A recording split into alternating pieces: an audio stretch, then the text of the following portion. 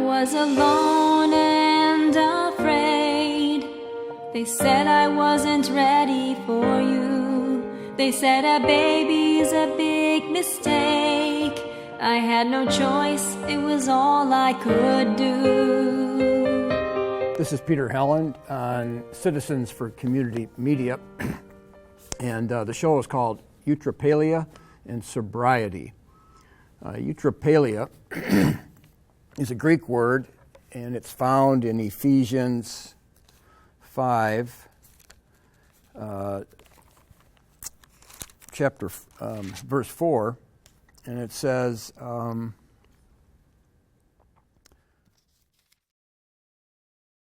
but fornication and all uncleanness or covetousness, let it not once be named among you as becometh saints, neither filthiness, nor foolish talking, nor jesting, which are not convenient, but rather giving of thanks. When it says here, nor jesting, that's eutrapelia.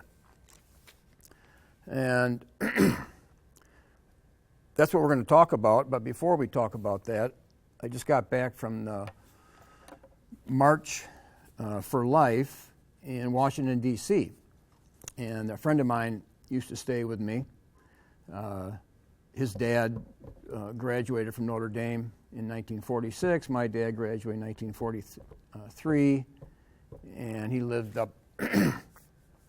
near Seattle. And I had, my grandfather lived up there. We had all these connections.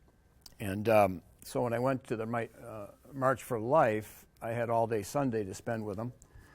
And when I was with him, he handed me this flyer, and he said, look at this flyer. What do you notice? I'm looking at it, I notice nothing. Well, on here it says, on Friday, the march was, Right to Life was on Friday, and he told me that they had a special Mass on Friday, and this was the flyer for that Mass. And he said, do you see anything unusual? I didn't. And it says on here, Roman Catholic Diocese of Covington, Mass for Life, St. Dominic Parish, Washington, D.C., January 18th, 2019. Well, then he told me that there was this big incident about these students from Covington. And I kind of knew what he was talking about because on the March for Life, I saw these young students with the Maga hat, the Trump Make America Great hat on.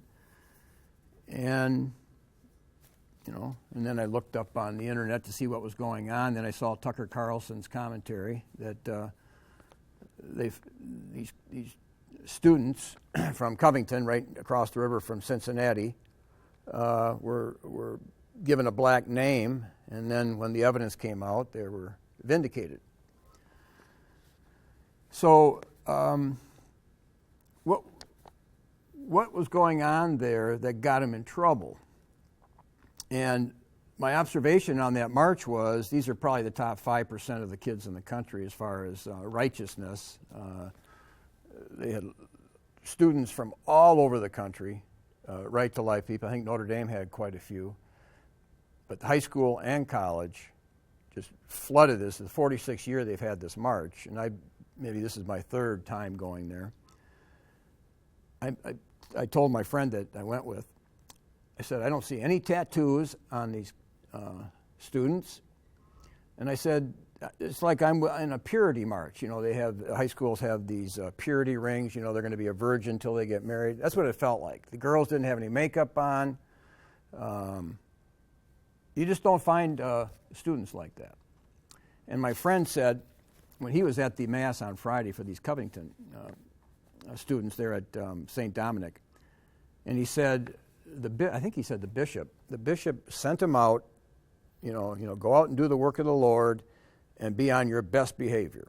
So my friend was saying, he doubts that they were out there being really bad kids, which is how the media was hoping they were. But let's look at where they might have messed up and did not need to give the image that they were doing something wrong. And I think what they might have been doing was jesting. In other words, when they were being confronted, there's a group of much older, I think it was men, just confronting them, some people think viciously, calling them every bad name in the book for no reason. They're just waiting for their bus to get back to Kentucky. And all they thought to do was, apparently, and they asked the person over them, can we just do our cheerleading? Can we do our cheers? Can we do something to deflect this? So they were doing, cheers that they do at a football game or something. And but that then, whatever they were doing made them look bad on short little video clips unless you saw the whole thing. So in a sense, what they were doing was jesting. They were doing Eutrapelia. Now, Eutrapelia, jesting, is almost the crux of the matter. And if you, some people might be familiar with a fellow named Matthew Arnold. He's from England, around the 1860s, 1870s. If you go to the library, like at Notre Dame, they got a couple shelves of all his books. I've never heard of them. But researching this Eutrapelia, I'm reading here Matthew Arnold, who John Dewey, who's the father of the educational system, John Dewey, those are familiar. Dewey is famous for saying he didn't believe there was a soul, he didn't believe there was God, there was no truth. That's just, of course you'd have that as the father of the educational system. He was an admirer of Matthew Arnold. And Arnold says, we need to get back to Eutrapelia. And Eutrapelia, he says here, the word Eutrapelia rises in the mind of the writer of the epistle to Ephesians. It rises to St. Paul's mind, and he utters it, but in how different a sense from the praising, admiring sense in which we have seen the word used by Thucydides and Aristotle. Eutrapelia, which once stood for the eminently Athenian and Hellenic virtue of happy and gracious flexibility, now conveys this favorable sense no longer, but is ranked with filthiness and foolish talking among things which are not convenient. Like these, it is not to be even so much as once named among the followers of God, neither filthiness nor foolish talking nor jesting, Eutrapelia, which are not convenient. This is an extraordinary change, you will say. But now, as we have descended 400 years from Aristotle to St. Paul, let us ascend not 400, not quite even 100 years from Thucydides to Pindar. But basically, he goes on, he said, we need to go back to Eutrapelia, which St. Paul and the New Testament condemns. We need to resurrect it. And it has been resurrected. Aristotle said it's a virtue. All the church fathers, except Aquinas, said it was a vice. And here is somebody that John Dewey, who said there's no truth, no soul, head of the modern education, he's the head of the whole modern educational system, admired Matthew Arnold. And since there's no truth, Dewey said the whole purpose of school is just socialization. And to do that, you have to have Eutrapelia. You have to have jesting. And the word for sport is to jest. Sports is jesting. And since the purpose of life is just socialization, or could you say the pursuit of happiness, it's not truth anymore, then dialogue is just to be pleasant and witty, because that's what Eutrapelia means. And that's where we've come. And unfortunately, many in the church have adopted that.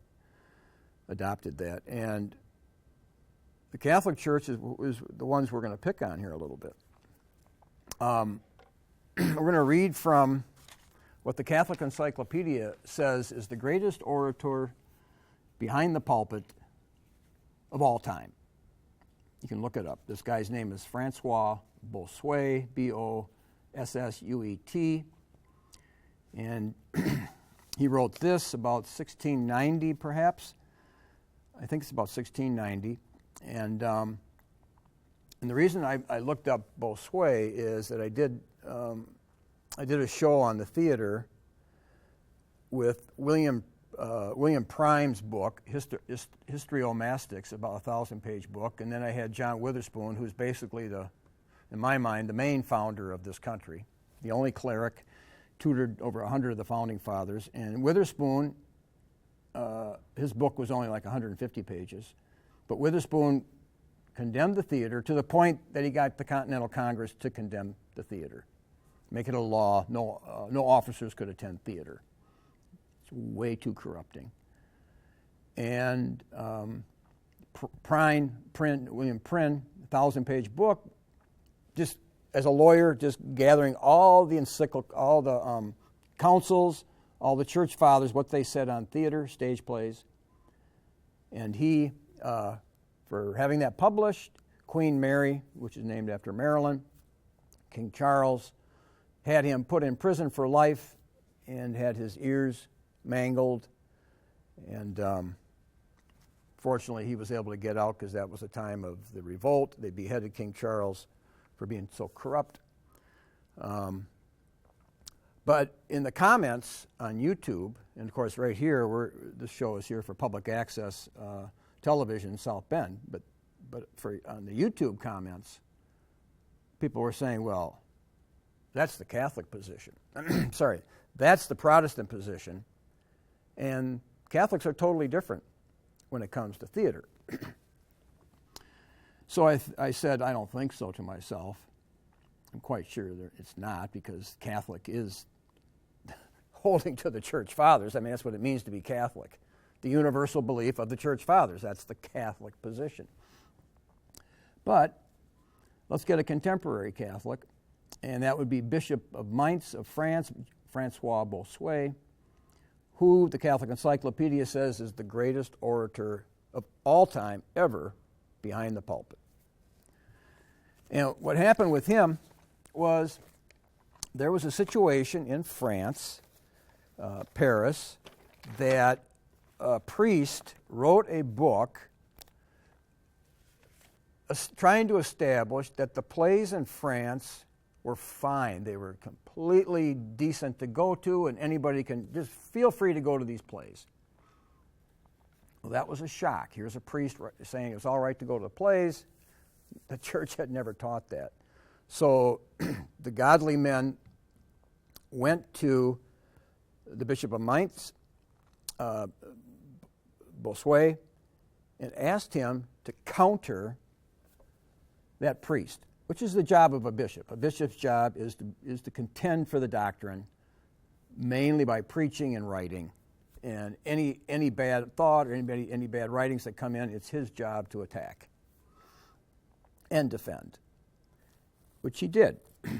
And he wrote this article, 80-page book, Maxims and Reflections Upon Plays. And for most of it, basically the article was about Thomas Aquinas and Aristotle, because it was well known that the church had always condemned theater, and they had a few moments in the Middle Ages where they experimented with trying to reform the theater, and that always failed. All attempts to reform the theater failed, so they always were falling back on their default position, which was Tertullian, who was the father of the Western Church, or father of the Latin Church. Tertullian said, and they all followed it, that the theater, the stage play, was invented by Satan himself, and it was used for Satan's purposes. Bossuet doesn't say it that way. He goes into the psychology of the theater. So for the first 65 pages, or the first 60 pages of his book, he goes into defending Aquinas, because they were using Thomas Aquinas to justify plays. And Aquinas appeared to justify going to theater and stage plays because Aristotle said theater was all fine, was fine. And especially, and this is a very unique subject because it very rarely does a subject revolve around just one word. But in this case, it does. And that's why we quoted Matthew Arnold, because Arnold saw it, and Dewey saw it. And Dewey is the key player in transforming the worldview of an American from that there is no truth, that there was truth.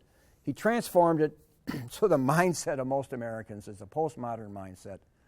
And they're like Pilate. What is truth? And the linchpin, as Matthew Arnold pointed out, is the word eutrapelia. And eutrapelia, translated into King James, is the word jesting. Aristotle said that's a virtue.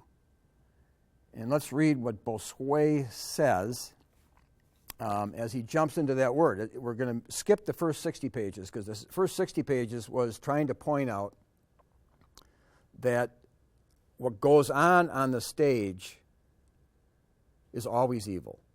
And here's why he said it is. He said the reason it's evil is that the human being, since the fall, is full of concupiscence.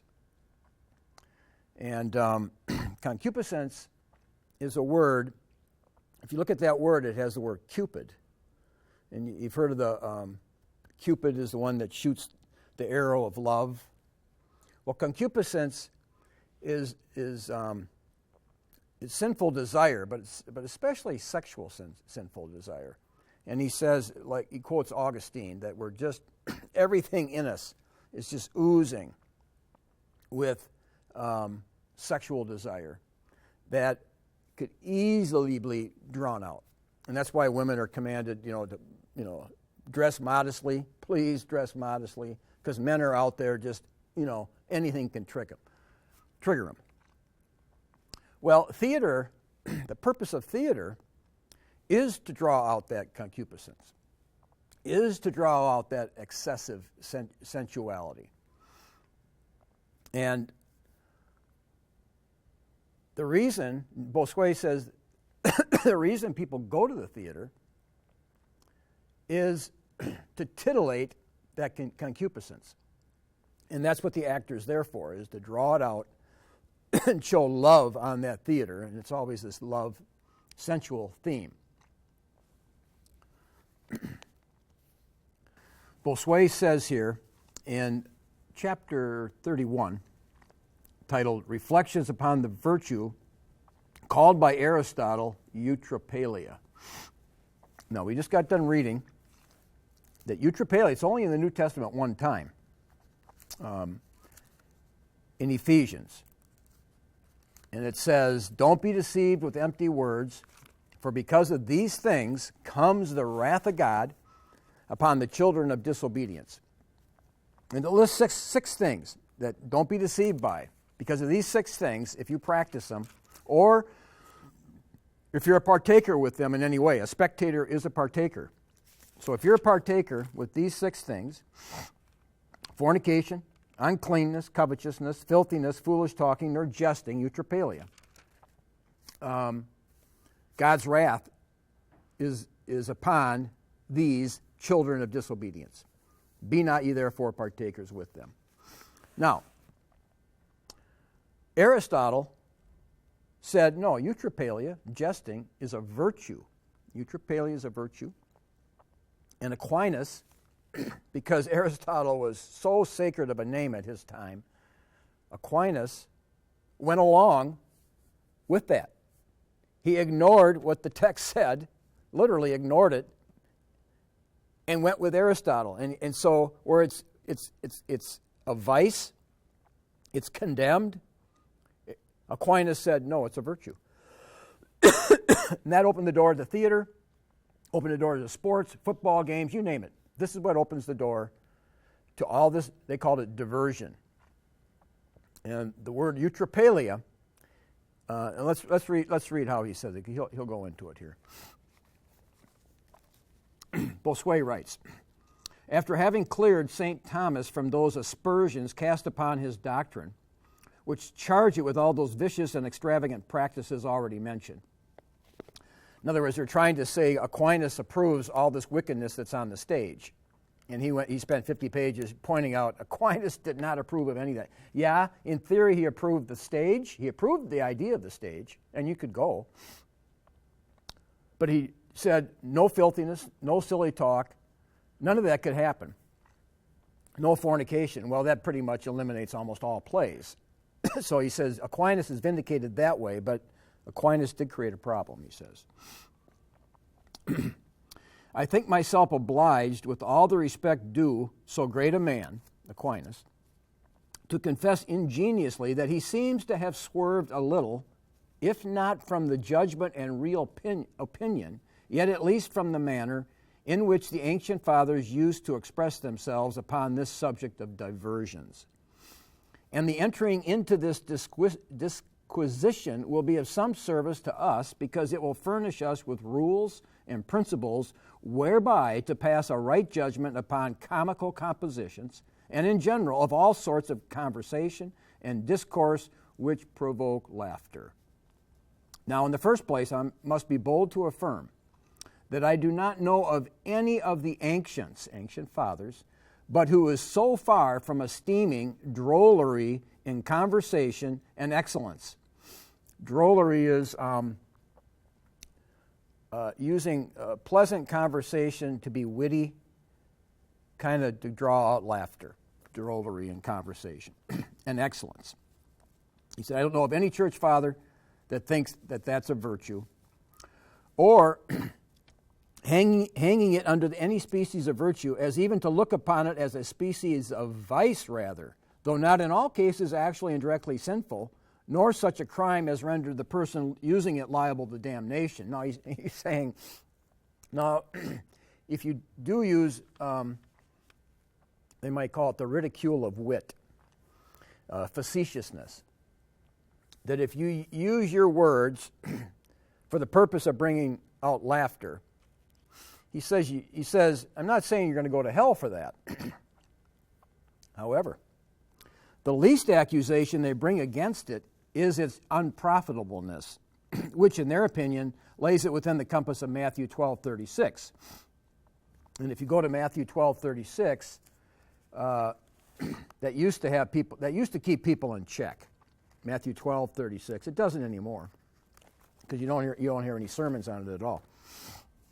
But it says here, Jesus said, but I say unto you that every idle word that men shall speak, they shall give account thereof in the day of judgment.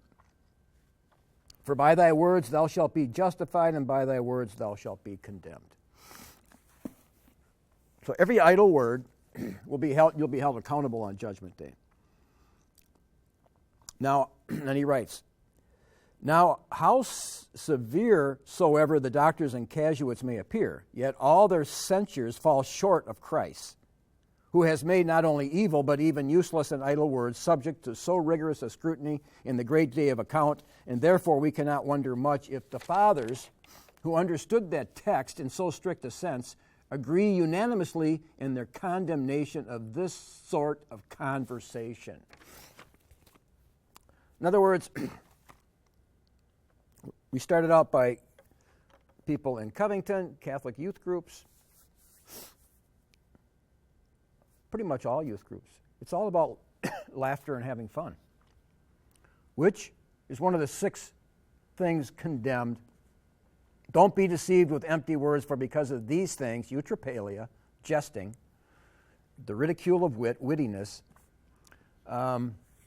because of these things comes the wrath of God upon the children of disobedience. And I'm saying those boys are some of the best kids in the country there.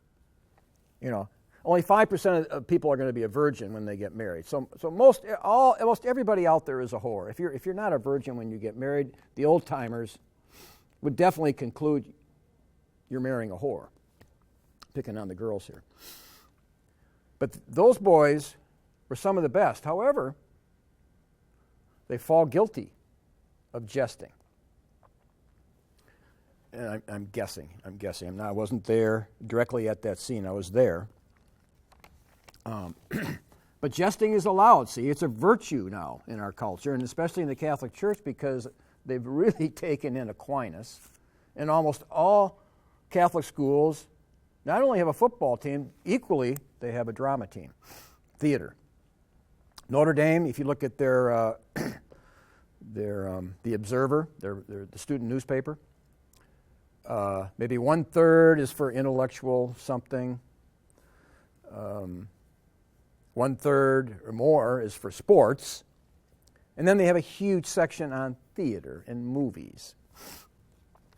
So Aquinas and Aristotle have taken over with their with their jesting. Bossuet writes, as for that virtue termed Eutrapelia, which St. Thomas took his notion of from Aristotle, they must be acknowledged not to have been acquainted with it. The church fathers were not acquainted with this notion that Eutrapelia was a virtue. The translators have rendered the Greek word by urbanity, politeness, good breeding. A man would come near Aristotle's sense who should term it raillery, facetiousness, or to take in the whole notion of it, an agreeable way of wit, gaiety of humor, sprightliness in conversation, attended with pleasant discourse, which I think answers the character intended for it by the philosopher Aristotle. This being the very best that can possibly be said of such talk as makes the company laugh.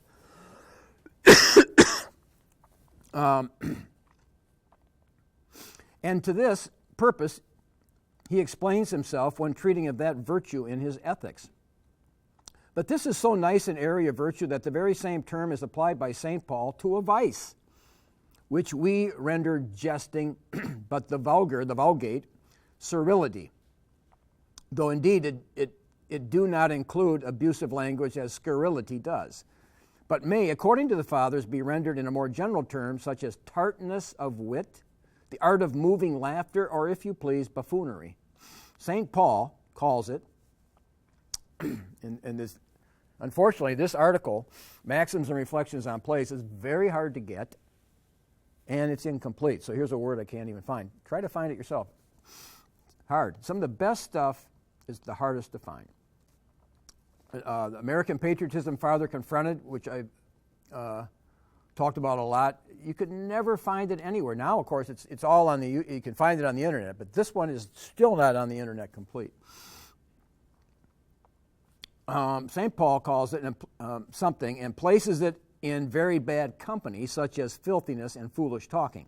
So then in the judgment of this apostle, this is part of, people hate St. Paul for all kinds of reasons, and here's another reason why they hate him. Because he calls Eutrapelia, or pleasant way of talking, he calls it a vice.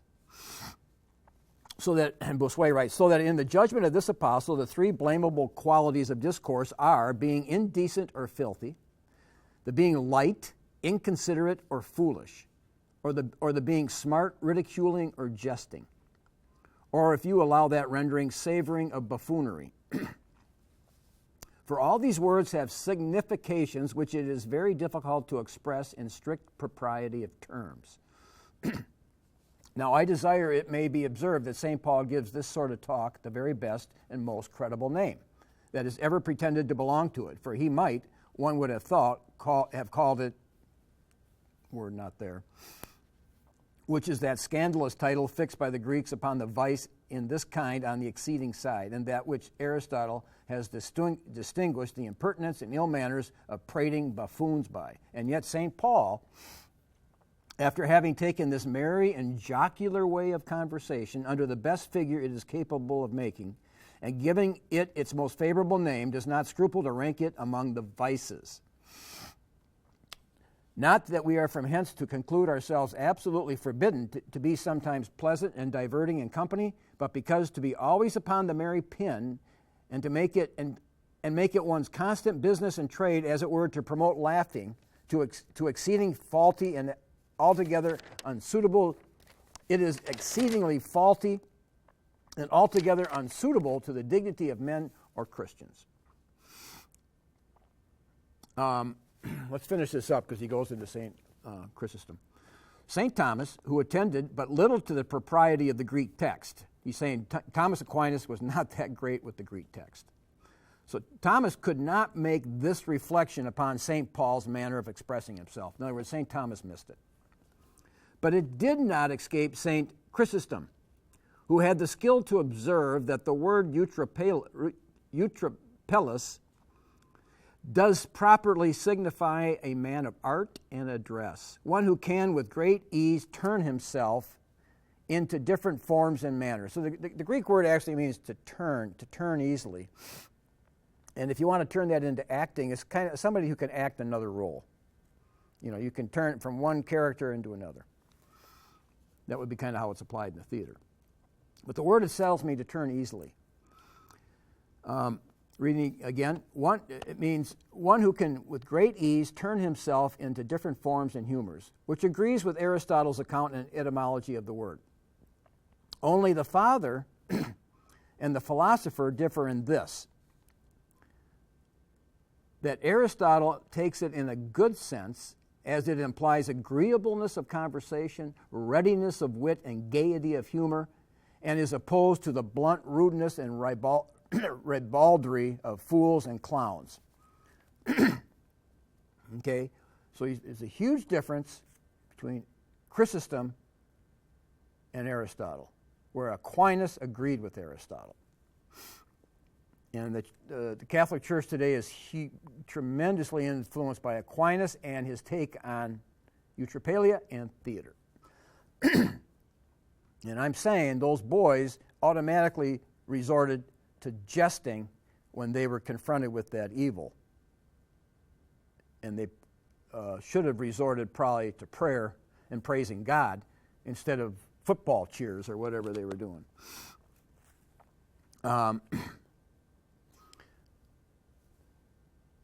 Whereas St. Chrysostom keeps his eye chiefly, now here's the key part, if you're going to try to, this is very hard. Why is Eutrapelia, why is readiness of wit, the ridicule of wit, why is that a vice?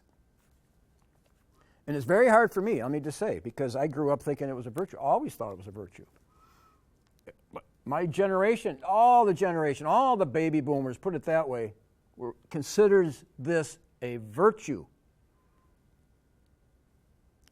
But the parents didn't so much, and if you go back 2 generations, they didn't, because you see things, this thing really shifted on this issue. Whereas St. Chrysostom keeps his eye chiefly upon that part of the signification which implies the levity and inconstancy of the person, the meanness of turning mimic and affecting to make the company laugh. All which he looks upon as qualities much too trifling and airy for the gravity of a Christian who has such important concerns upon his hands, and beneath whose character it is to descend to such little and despicable artifice and designs. So, we're going to have to get back to that.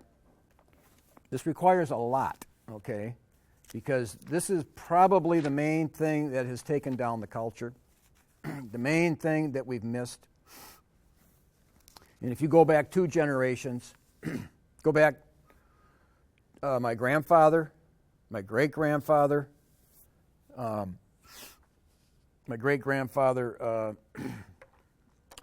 his daughter, who was 100, she was 100 when she told me that. My great-grandfather's from Norway, and his daughter, my dad's aunt, was dating an Irish guy, and the Irish guy said, "I want to meet your dad." She said, "Are you sure?" And so he goes to meet her dad in another room, and he comes back and he says, "Ruth, why didn't you tell me he was that way?" He was so stern. He didn't know what to do. Now, he was stern for a religious reason. He was very devout, and everybody said that he read the Bible a couple hours a day. He was stern that way. Now, on the other side, the other grandfather was more for the money. But he was stern too, but he was stern for the money. But the sternness, if you go back 2 or 3 generations, was there. And That is more biblical. What does St. Paul say about the opposite of jesting? The opposite of this foolish, kind of a foolish way, or a light way, a levity, light way of talking. Ephesians 3, verse 4. It's talking about if you want to be an elder in the church, King James says bishop.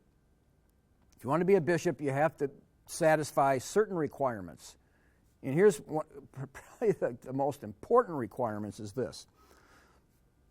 To be an elder, you have to be one that rules well his own house, having his children in subjection with all gravity. For if a man know not how to rule his own house, how shall he take care of the church of God? You can't be an elder, can't be a bishop, can't be a leader in the church unless you rule your own house well, having his children in subjection with all gravity. That's the theme constantly here, gravity. If you go to Titus,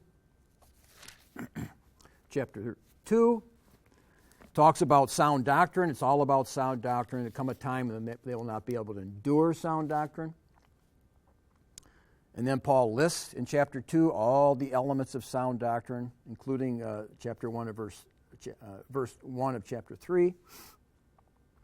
And what are the main things that consist of sound doctrine? But speak thou the things which become sound doctrine, that the aged men be sober, grave, temperate, sound in faith, and charity and patience. That the aged women likewise, that they teach the young women to be sober. Sober is constantly. Young men likewise exhort to be sober-minded. Why? Because we're born foolish. Foolishness is bound up in the heart of the child, but the rod of discipline will drive us out. But the baby boomers were raised by guys that were traumatized from World War II, and boom, we're the first ones to see TV. We were raised on theater, and theater is jesting. That's just what it is. It's a jest, and it's condemned. That's what we were raised on. We were raised on Three Stooges. Instead of the parents doing all you can to take out the foolishness, which they did. I'm not saying that they really kind of did. They were a lot more sober-minded than the baby boomers. But they missed a lot. They allowed us to watch TV. Everybody was permitted to watch the Three Stooges, which is radical foolishness and jesting, which we all love. In fact, all the baby boomers, we all agreed that we all love Three Stooges. And we think it's a virtue. But guess what? It's not. And what Bossuet said, that all the church fathers agreed that this jesting, that these comedies, they have a purpose. They are to lead you to licentiousness and concupiscence. It's a means by they grab you in for fornication and uncleanness. The whole idea of the concupiscence. See, so why should you be sober and grave? Well, because there's only one thing a non-mentally ill person should be thinking on. There's going to be a day of judgment coming. And even every idle word you speak, you're going to be judged on that day. This is more important than if you're getting a PhD and you're passing your orals, or there isn't a test, there isn't anything on this earth that even comes close. It's a joke to even compare it. You have one thing to be concerned about, and that is Judgment Day. And Jesus said even every idle word you speak is going to be scrutinized and judged. So, a wise person, and the definition of wisdom is to fear God. And Jesus said, fear the one who after he has killed can cast you into hell. So wisdom has one thing on its mind, the day of judgment, and preparing for it. A wise person does not lose sight of that at all.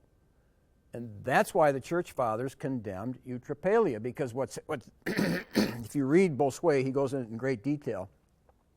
The reason they didn't want this jesting and this lightheartedness and this levity is that you had to let go of some of your sobriety, your soberness, your gravity. You have to let go of some of that, and that puts you in danger. Like it says in Proverbs, the queen is talking to her son. It said, "Son, don't be drinking too much wine. Don't be drinking wine, because you'll lose sight of the law." So the reason you want to keep your soberness. And if you go to a movie, not only are you being infected with all the sexuality and the violence and all that, you're being captivated. I'm not going to say a movie is like taking an LSD trip, but I don't see why I couldn't say it, because it's a trip. These movies, and I don't hardly ever watch it. I always say I watch like one movie every 4 years. And but every once in a while, I'm in a situation where I have to watch a movie. But I do believe it steals you out of yourself, which is not allowed, and it strips you of that dead seriousness and sobriety that you need to be preparing for that day of judgment, which can happen at any time. At any time, boom, you're before the judgment seat, because you don't know when that heart's going to stop. You don't know if there's, when you're going to be called. And not to be ready is the height of foolishness, when you could be ready. So let's look at where we're at. So those kids, those Covington kids, were some of the best in the country. I saw, it was clear that they were. And they behaved themselves excellently. But I'm only pointing out where they could have done better. Their default position there was clearly to go into this jesting kind of thing. Their default position should have been, boom, prayer, when they were confronted like they were. And I'm not saying that it looks like those people these older men that were blasting them with all kinds of wicked accusations and cursing, that could have been a challenge for 15 and 16-year-olds, how to properly take it on. And then, on top of it, the media jumping in and make it and being even worse than those guys that were blasting him there. But they didn't resort to prayer, and they didn't resort to the praises of God, which they could have, which they should have, I think. And the reason is we're an entertainment culture. Our main reality is diversion. Our main reality is jesting, is sport. So you have schools. Before the Civil War, almost all the colleges were started by churches. 98% were church schools of some kind, Christian schools. And little by little, we've become pilot. What is truth? So the only reason for school, I guess, is going there on this illusion that this is the best way to go to get a job. And the only thing that has meaning there is jesting, sport. Sport is the Greek. It's from the Greek word boerten. The Dutch word boerten means to jest. So we exalt football. I mean, these kids grow in an environment with the greatest thing, I'm a football player. Well, that's jesting.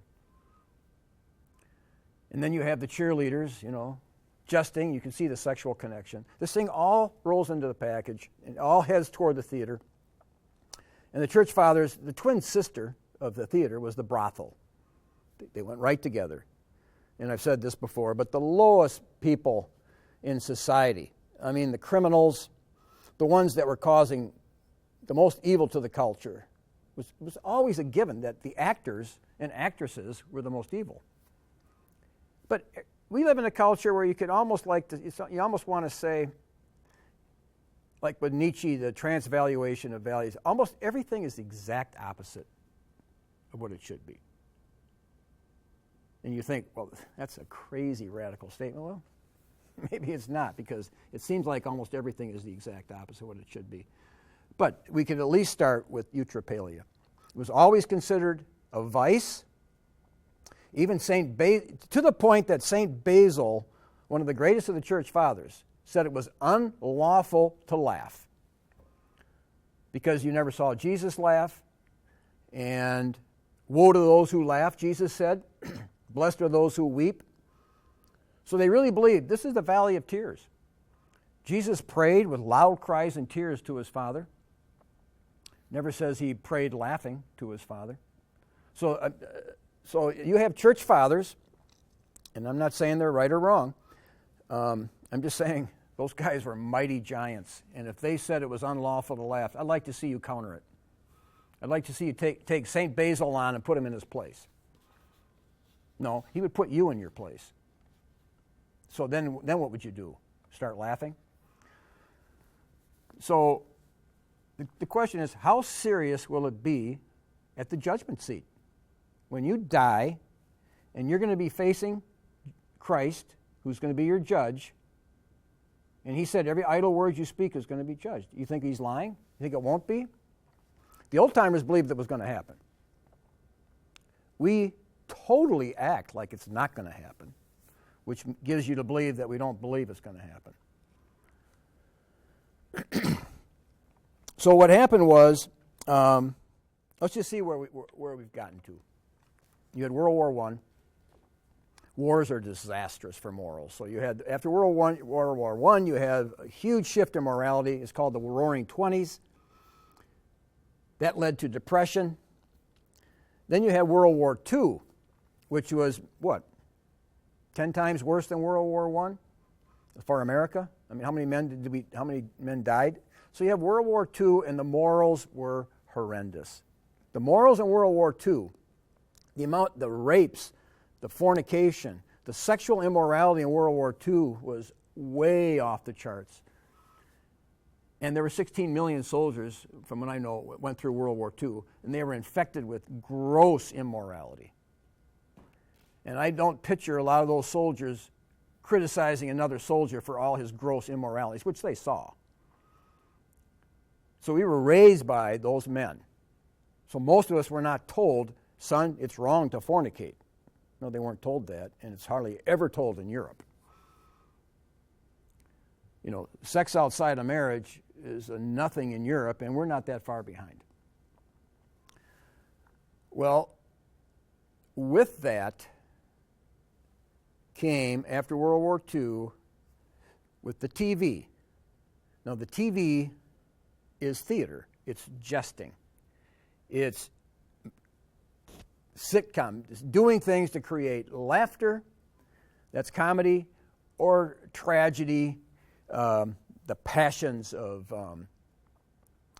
tragedy is getting into the reason the church fathers condemned tragedy, it wasn't directly, foolishness like comedy, but it was trying to get you all bent out of shape over stuff that's not that important in light of eternity. So, you're not to love this world or the things in the world. You're not to be concerned about the things of this world. Jesus said, you're not of this world. I've called you out of the world. You're not of this world. And because of that, the world hates you. It hates you because you're not of this world. You're not concerned about what the world is concerned about. And that's what theater is. It's the world. Why would you go to a movie and partake in that? It's all worldly. And it just feeds your concupiscence. It feeds these things that have no consequence. And then you're taken in by it. And things are rewired and you're reprogrammed up here and you don't know it. You come out a different person. Supposedly, you go and hear a good sermon, you come out a different person, but I don't think that's happening.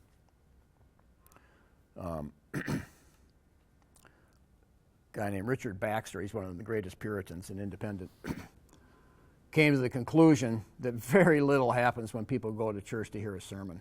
Very little happens. And I think that's a pretty good consensus. What happens is if somebody talks to you one-on-one, somebody spends some quality time, which is what's supposed to happen. You're supposed to grow up in a home where you have a father, and the main purpose of the father is like the book of Job. Job, the oldest book. Job got up early in the morning, and his number one duty was to offer up sacrifices on behalf of his children, to cover them. The idea would be to cover them in the blood of Christ, to protect them from God's wrath and put a blessing on his children. Got up early in the morning, did it every morning, offering up prayers. That's the purpose of the Father, is to spiritually protect his children and his wife. Should have devotions, should have Bible studies, should have something in that home every day. That's his main duty. A father that doesn't do that has radically failed. It's not happening. Besides a father's duty to make sure his son learns a skill, which is what you had apprenticeship, no, it's not the duty of a father to educate his son. It doesn't say that. But Jesus was a carpenter because his dad taught him carpentry. St. Paul was a tent maker because his dad taught him tent making. That's what's supposed to happen. So you could have your own business and you can support a family. The job of the father regarding the daughter basically was to marry her off, but he had to guard her virginity. Well, if only 5% that get married are virgins, the rest are whores, have the fathers done their job? And you got all these sons out here that don't have a skill? Well, the father's job was to give them a skill. He failed. Father's job was to guard the chastity. He failed. And what did he fail at? He failed at the command to rule his home well. That's not just for an elder. Every father is to rule his home well. I mean, wouldn't you think? Having his children in subjection with all gravity. With all gravity. Jesus lists foolishness with murder and drunkenness and adultery. Foolishness. That's mostly what's on TV. Now, Eutrapelia is not as bad as foolishness, but it opens in the door. So that the greatest need in the church, the way Paul lays it out, is older men who are sober and grave. Now, who would think that? Who would think that that's the case? But that's what we're lacking. We're an entertainment culture. And historically, how did that come in? I'm proposing the idea that it came in through Aquinas and Aristotle, and we held out for quite a while. But as Matthew Arnold said, no, we got to get Eutrapelia as a virtue again, which then opens the door so that at Catholic schools, theater and sports are the dominant things, which is jesting, which is Eutrapelia. And what's it doing to people? They're not being prepared for Judgment Day. They're not being taught that every idle word they speak is going to be held accountable. And Bossuet goes into an idle word. Every word you speak, it better be to the glory of God. It better be to the advancing God's kingdom. It better be something that's promoting holiness. But if it's promoting fornication and uncleanness, which is where Eutrapelia,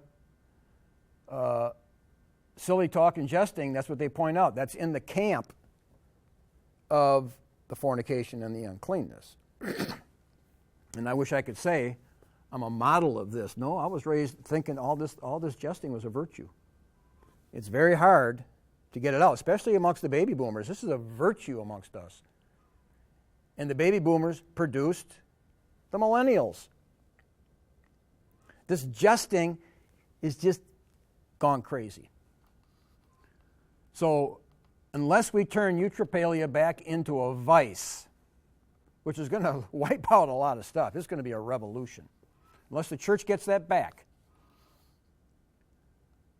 then the enemy is going to be able to take those children, those students, those Covington kids, and they're going to be able to say, look at that. Look what they're doing. Obviously, they're jerks. They're jesting. Yeah. God sees it as a vice. And we think, oh, everybody sees it as a virtue. No, not everybody. The enemy knows it's not a virtue. He knows it's a vice. And that could be why we're losing. So this is Peter Helland on Citizens for Community Media, because that event in Washington, D.C. that I went to, there was many people from our community that went there, and that's what I'm bringing back to share here. So Till next time, Citizens for Community Media. I was alone and afraid. They said I wasn't ready for you. They said a baby's a big mistake. I had no choice, it was all I could do.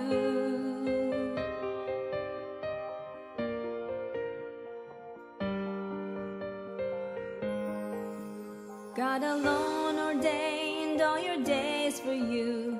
You could have changed our world. I wonder what God wanted you to do. Were you a boy or a girl? Whoa, whoa. Were you a boy or a girl? Whoa, whoa. Were you a boy or a girl? What was your name? What were you meant to be? Wish I could have known you. What was your name? What were you meant to be? Wish I could have known you before you saw eternity.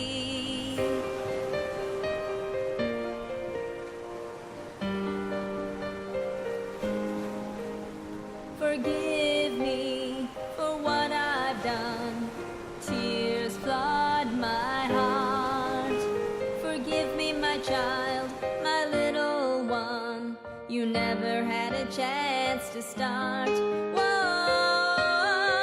whoa. You never had a chance to start. Whoa, whoa. You never had a chance to start. What was your name? What were you meant to be? Wish I could have known you. What was your name? What were you meant to be? Wish I could have known you before you saw eternity.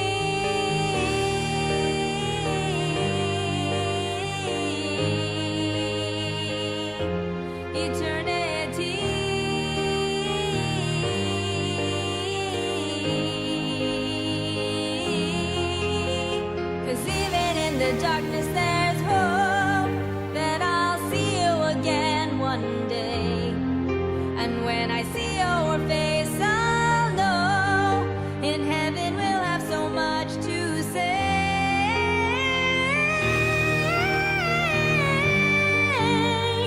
We'll have so much to say.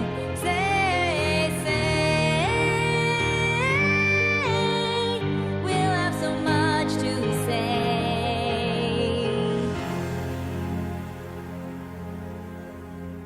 What was your name? What were you meant to be? Wish I could have